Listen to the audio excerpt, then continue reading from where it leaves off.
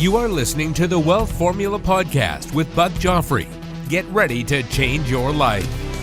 Welcome, everybody. This is Buck Joffrey with the Wealth Formula Podcast, coming to you from Montecito, California. And today, before I begin, I want to remind you that there's lots of very useful stuff at our website, wealthformula.com. That's the place you want to go if you want to get some free stuff, resources, free books. It's also where you sign up for lists like our accredited investor list, which is called the Investor Club. It's also where you can potentially sign up for our private network called Wealth Formula Network. And by the way, if you're interested in that, you could also go to wealthformularoadmap.com. There's a course associated with it, along with a Facebook group and bi-weekly Zoom calls, etc. It's a paid group, but that's where you kind of take it to the next level in the Wealth Formula community. Again, that's wealthformularoadmap.com. Now, as far as today's show goes, I want to talk to you a little bit about sort of the psychology of what's going on with this pandemic, and then we're gonna have an expert in that area. But let me just start out by saying, or quoting rather, the great heavyweight champion of the world, Mike Tyson, once he was asked what he was going to do about Evander Holyfield's alleged game plan to beat him, he said, "Everyone has a plan until they get punched in the mouth," which I think is absolutely magical. The guy's a poet, right? So everyone has a plan until they get punched in the mouth. Now, life is full of surprises, right? Both good and bad. And the last 12 months were, to say the least, unexpected. And everyone has a different story when it comes to the last 12 months. I mean, hundreds of thousands of people have died from COVID-19. And the people left behind, their family and friends, have even more impact because they carried on with them as they mourned their losses. Businesses closed.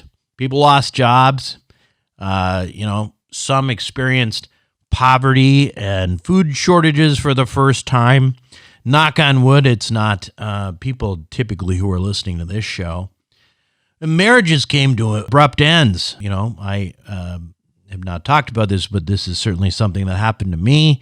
And kids couldn't go to school. But you know what? The funny thing is that for those of us who survived, you know what? We seem to be doing okay. We seem to be doing more than okay, right? Think about it. I mean, myself, I'm fine, right? And what that proves to me is that humans are incredibly resilient. And as it turns out, can pretty much adapt to anything over time. I often talk about a certain kind of wealth thermostat, right? You may have heard me talk about that where, if you are a $100,000 person, in other words, you're used to making $100,000 a year, your identity is to make $100,000 a year, guess what? You're going to make $100,000 a year. Oh, sure, it might go up plus minus $5,000, $10,000 per year. You might have an off year once in a while, but you're going to regress back to the mean, which is going to be $100,000. And likewise, if you're $1 million person, that's what's going to happen to you. You will find a way to make that $1 million per year, around that amount every year, and you won't be making $100,000 per year. That's not where you're at, and you're not going to make 2 or 3 unless you figure out how to reset your financial thermostat. And if you don't do that, somehow you're going to be kind of stuck where you are. And, we've had shows on that and mindset and all of that. But as it turns out, and relevant to this show, there's also a happiness thermostat, right? Think about it.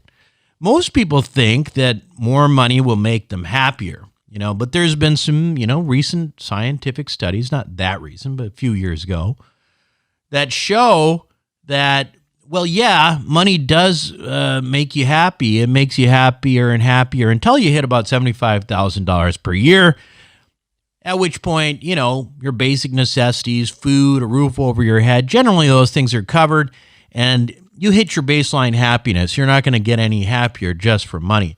Now, that $75,000 per year, obviously that study was not done in California, but you get the point. Now, lottery winners, as it turns out, aren't any happier than most people either. You would think so, right? I mean, win the lottery. I mean, I'd be pretty happy about that. And the initial thrill of making a lot of money, probably does get people excited pretty quickly. And all of a sudden they get to buy all the stuff they didn't have.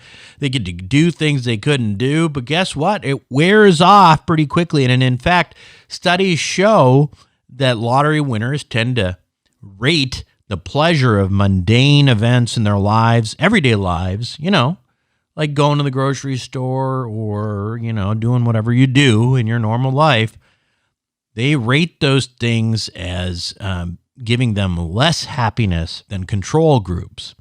On the other hand, you have people who've been in terrible accidents and who get paralyzed, and they actually don't seem to be any less happy than the general population after initial period of mourning and adjustment. The moral of this story is that we tend to get accustomed to pretty much anything in life that punches us in the face or gets handed to us on a silver platter. Happiness, it seems, exists outside of what we would call objective life circumstances. No matter what happens, we tend to drift back to where our happiness thermostats are set. So that's actually kind of good news and bad news, I guess, right?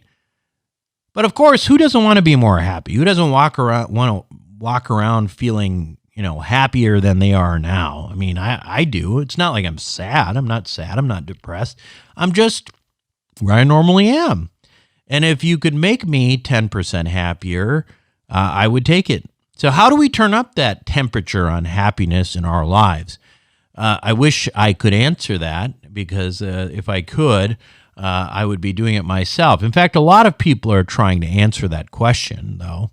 The topic has spawned an entire unique body of research, which is called positive psychology. And my guest today on Wealth Formula Podcast is somebody who studies that. He is a life coach and psychologist named Joel Wade. He's an expert in positive psychology. And we're going to hear from him after these messages.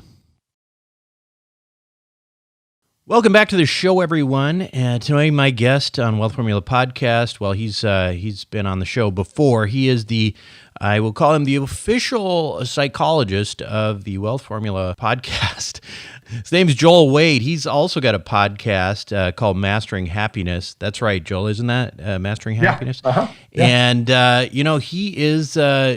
he's just a really interesting guy who deals with not only, your run-of-the-mill psychology, but also focusing on, positive psychology, which we're going to get into in a little bit, which is, essentially, psychology for people who really don't have a negative problem per se, but also want to just be happier than they are. Anyway, with that introduction, Joel, welcome back. Thanks. It's great to be here, Buck. Yeah, so, Joel, the thing that I think that is sort of the, 900-pound psychological elephant in the room is, the whole COVID pandemic and all of, the things that we talk about in terms of physical health, mortality, and the morbidity. I mean, I've gone through it personally myself. But, there was always this sort of balance that people have maybe been neglecting even in the health fields of, the effects of lockdowns on mental health. How bad was it this past year for mental health? Can you give a sense of like that sort of the statistics there that people are really not paying much attention to? Yeah, I'd say it's been pretty bad. Just in terms of specifically like depression and anxiety, suicidal ideation and attempts, and substance abuse, and even traumatic experiences. It's been pretty hard on people. I don't have the exact numbers, but you can go online. The CDC has figures and different, Sure.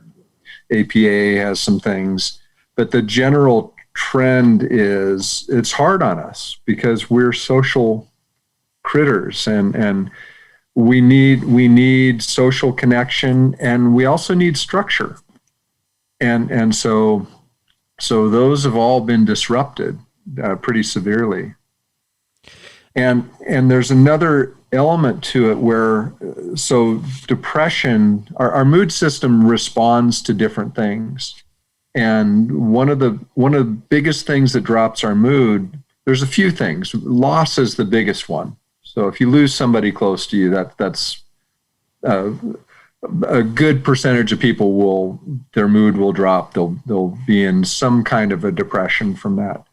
But another thing that we don't think about often is when we feel stuck, when we feel like in a situation we can't get out of. Yeah. And that's very much what we've been in. Now we're not stuck, confined to our rooms, but there's our ability to go out and do the normal things we've done all our lives has been really restricted. So that's had a pretty big effect on people. Yeah. I mean, you hear about not only the suicides, but also domestic violence. There's all of this stuff that has been, a balancing act with the physical stuff that I feel like psychology sometimes takes a back seat. And I think that's, again, kind of, we're going to see some of the ramifications of that. Specifically, one thing I've been thinking about, Joel, as you know, I have 3 little kids. And we've been lucky enough where our school, because we live in a great climate and everything, we've been able to have school outside, like in tents. Right. And so most kids have not been that lucky. And I know this isn't your area per se with pediatrics, but I'm curious if you can help us understand some of the negative effects on children this year when it comes to socialization, psychological development. Are psychologists talking about that, and what are your thoughts? Oh, yeah. Yeah, and if you can remember back to when you were a kid, every school year was a world in itself. You had your specific teacher or teachers, you were a certain grade, your friends, you had a certain group of friends that was, maybe consistent through the years, but certainly that year, here's our group for the year. And the structure is,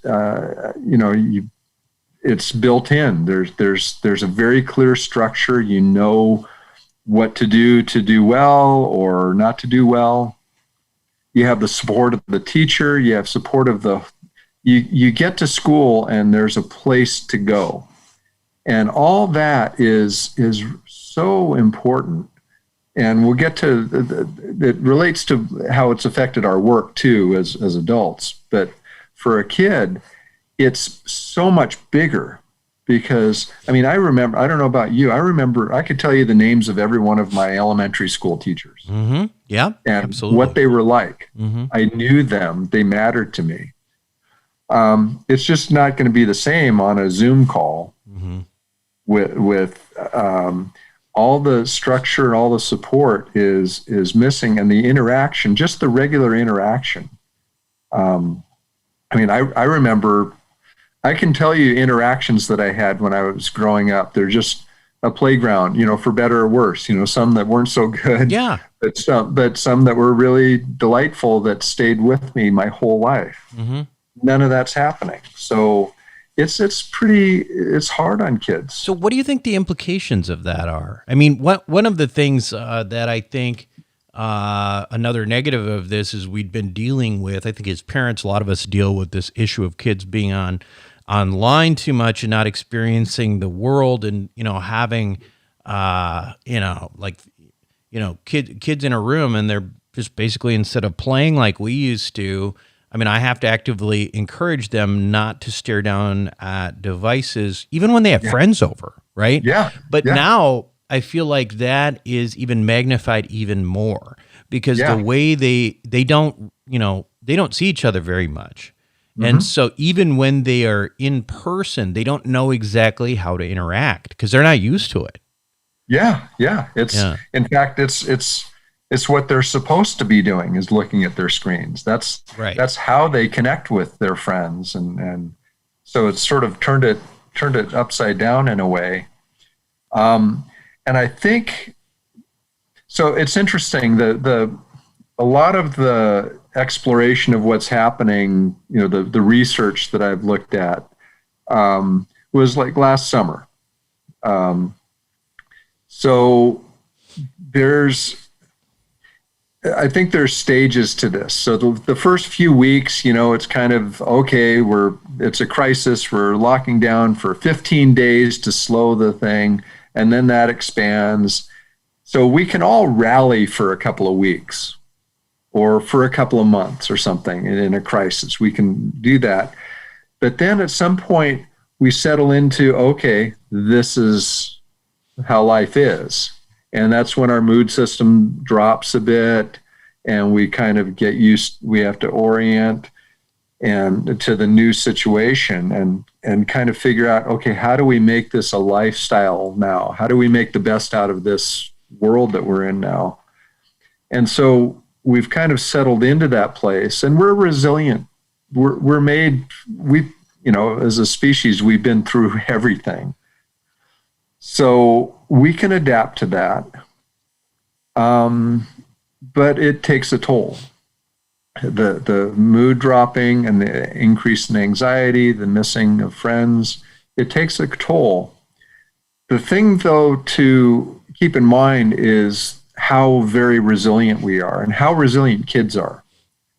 So kids, a year from now, this will be, for some kids, it'll be this awful time. This will be a year that, was horrible because maybe a lot of bad things happened. But for a lot of kids, it'll be like, yeah, that was kind of weird, but they bounce right back. Yeah, it's curious. It's curious how that that'll play out. I'm not, what I worry about too, and it's sort of beyond the scope of the psychology necessarily even too, but or maybe not. Just children being able. Listen, they learn from facial expressions of one another, and we've been wearing masks, right? There's those kinds of things where, like, I feel like there's intelligence that's being that's formed during these years, facial expressions, and just social cues, things like that they're missing. That I feel like I would think some of this is the long-term damage. That I'm not saying that they won't come back and be happy and normal, but I think there are some things that it's hard to imagine they're not going to have some scars from. I think with that kind of thing, I think it'll be less than you expect. Yeah, because I remember years ago looking at there's research about kids that started reading later than other kids, and for the most part, a year later they were all reading at the same level. So it that kind of thing we can catch up with, and I think most kids will adapt and catch up to that. And I think the hardest thing though is when you're not seeing facial expressions. That's a big part of our social engagement system, the place where we feel safe and trusting and stuff. Facial expressions, vocal tones really matter for that. So I think, in the short term, having to wear masks, we're missing some of that in our day-to-day, just sense of comfort and joy in seeing other people. It's another issue that I wonder about in a way is how people are going to adjust to normal life again. So, we've heard a lot in the news, and again, I don't know the statistics, but I know at least early on, divorces were way up. As you know, I was also a casualty of that pandemic from that end. And, but then you've even got some relationships that have formed during the pandemic, right? Mm-hmm. So they've not seen anything other than the pandemic world and a closed down way of living. It's almost like I look at it as, okay, it's almost like we're in prison of sorts right now. And there is something called a post-incarceration syndrome, right? Mm-hmm. I mean, listen, I'm excited for things to open up, but I'm just curious what types of issues you think some of these this kind of change is going to create for some people. Yeah, well, I think it's going to use a psychological term, I think it's going to be pretty weird for a lot of us. Right. But I think for the most part, it's going to be pretty exciting and good and expansive. I think everyone's just sort of chomping on the bit to be free again, to live our lives.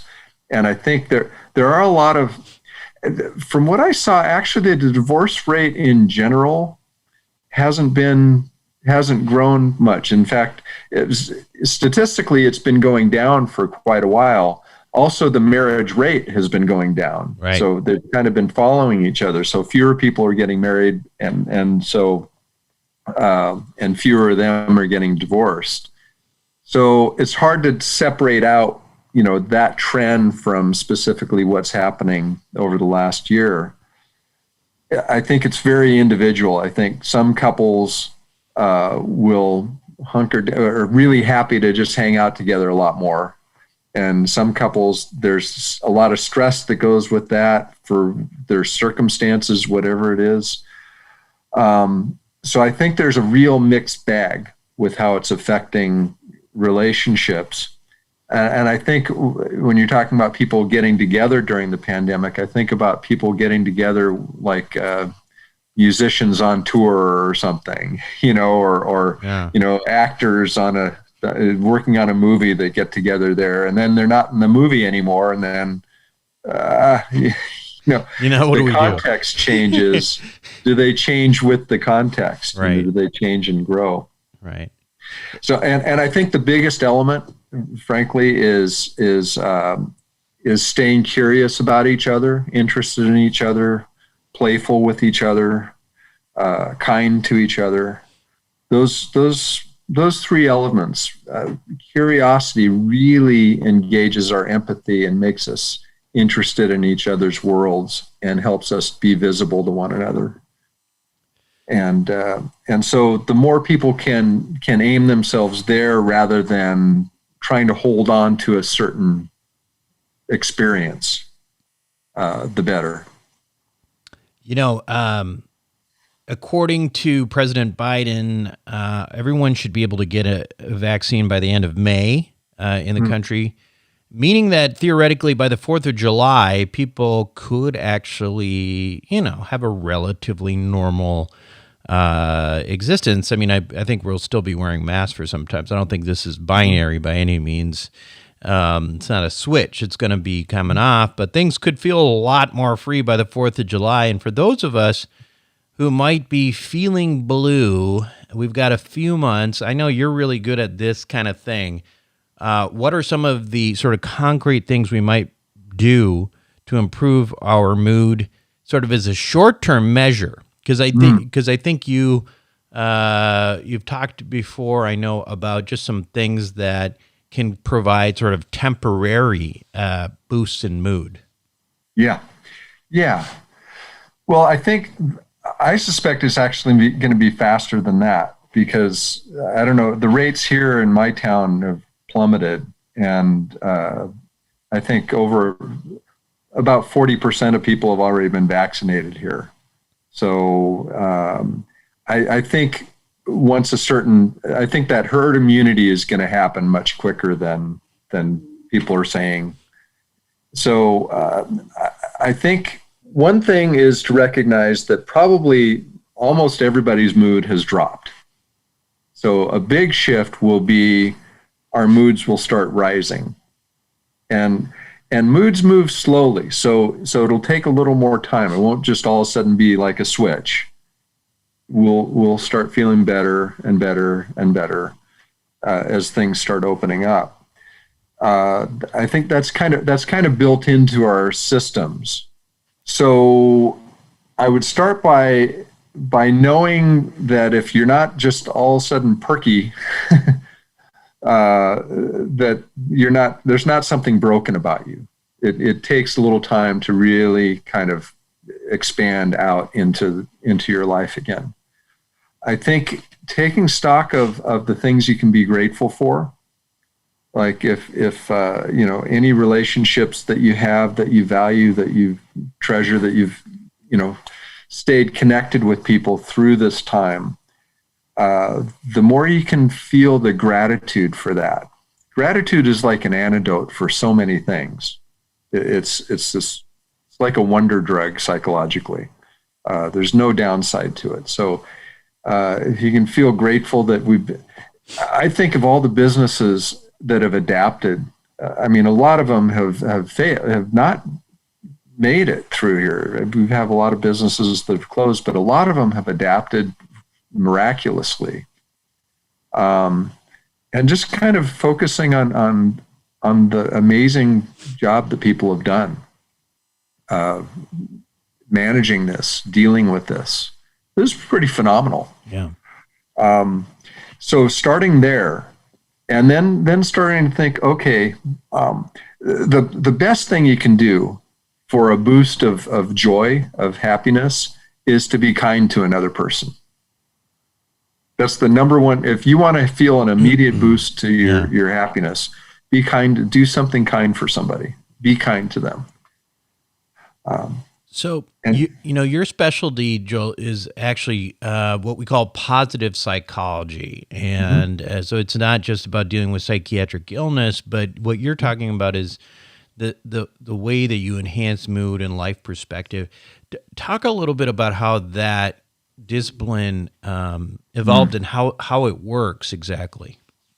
Well, yeah, it's interesting. Marty Seligman, about 20 years ago, was the president of the APA.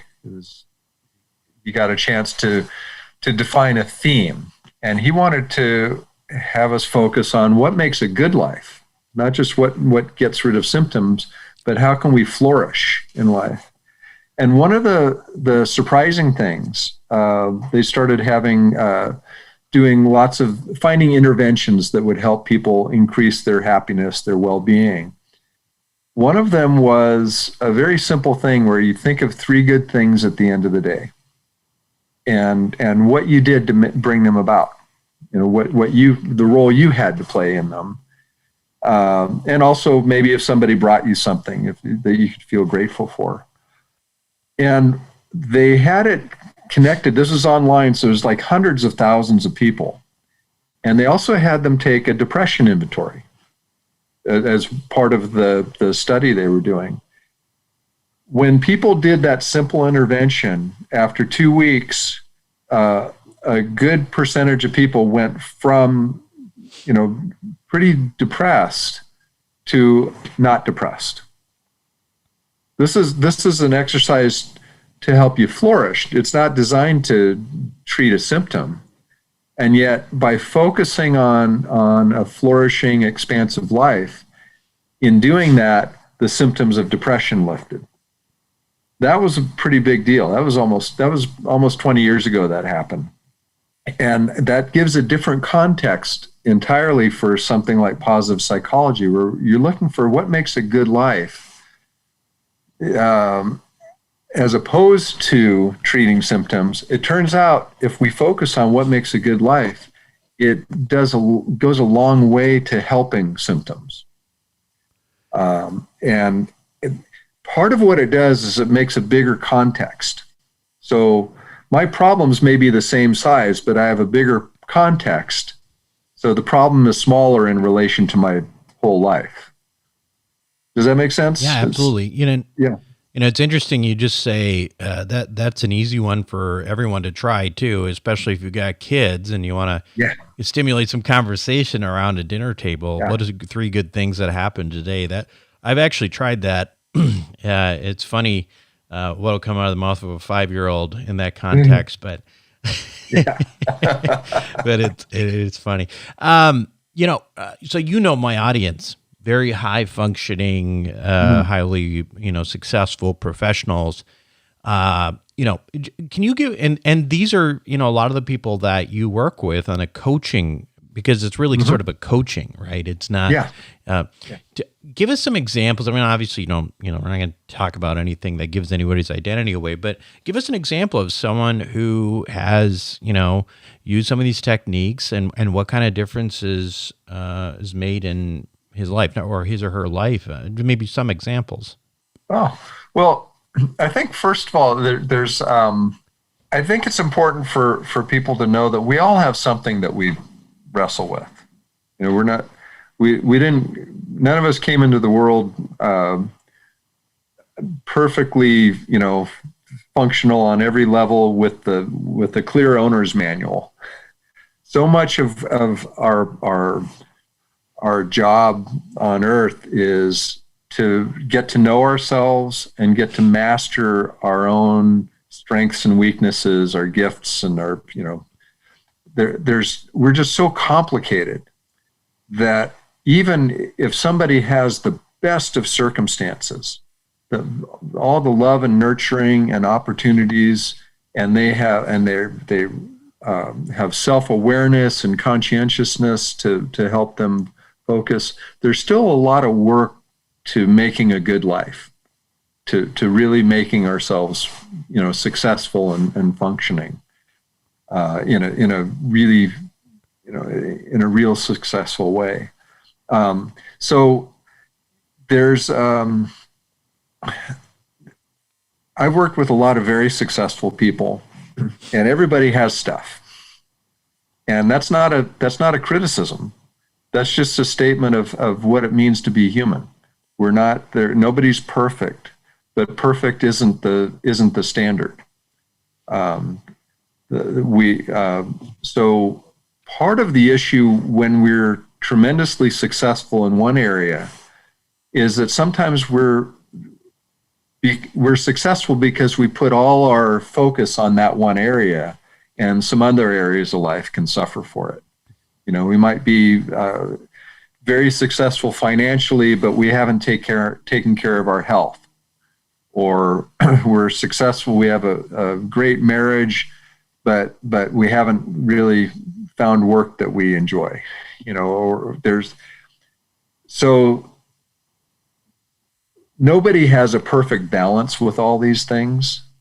We're just, again, too complicated. But the challenge is to look for, okay, I'm really successful here. What are some other categories of life that I've ignored or neglected? Because every one of those you fill in helps strengthen you overall.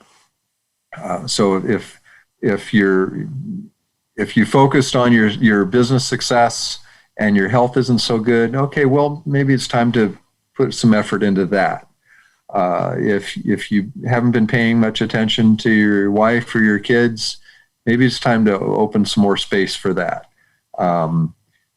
So a lot of what are thought of as symptoms or painful places in life, a lot of it has to do with things that we haven't focused on. We haven't put the time and energy into mastering. So I've worked with people that are very, very successful and they struggle with depression.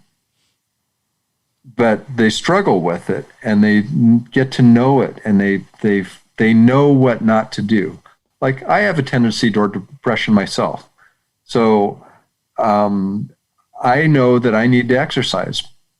If I don't exercise, I can feel my mood system drop. If I exercise, that's not an issue. I know not to listen to certain music. I'm not going to listen to Harry Chapin songs, or I'm not going to listen to sad ballads because it's not good for me. Yeah. I can appreciate that. Yeah, that's a beautiful song, but I'm not going to listen to it. Yeah. So just paying attention to what supports you and what doesn't support you is part of the mastery. That's why I call it mastering happiness. It's not like, oh, just do these 10 things and you'll be happy. No, it's a process. It's a skill set. So the parallel is almost like preventative medicine. Yeah.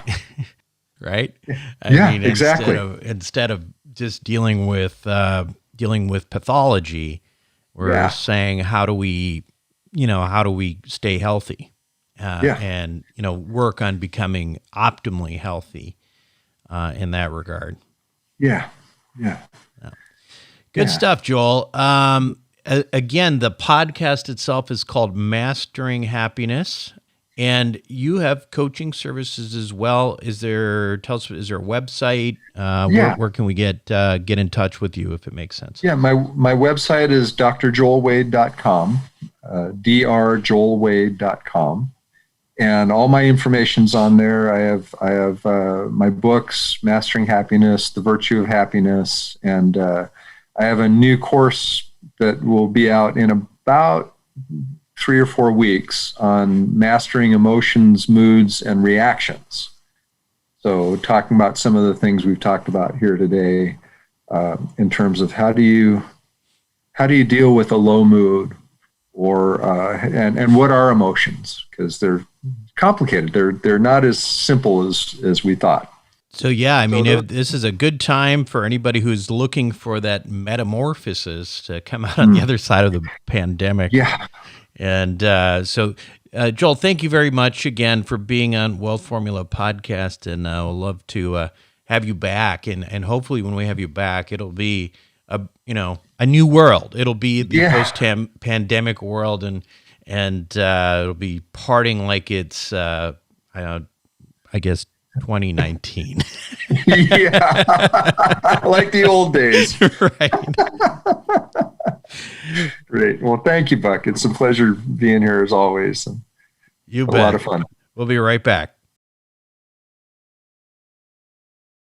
Welcome back to the show, everyone. Hopefully that was something you enjoyed. I think at the very least, we have to, or we should, think about, how our moods are regulating, and take to heart some of these issues that Joel brought up. And obviously also go back to that concept of the happiness thermostat. Joel is a really good guy. If you're interested in working with him, you should definitely reach out to him.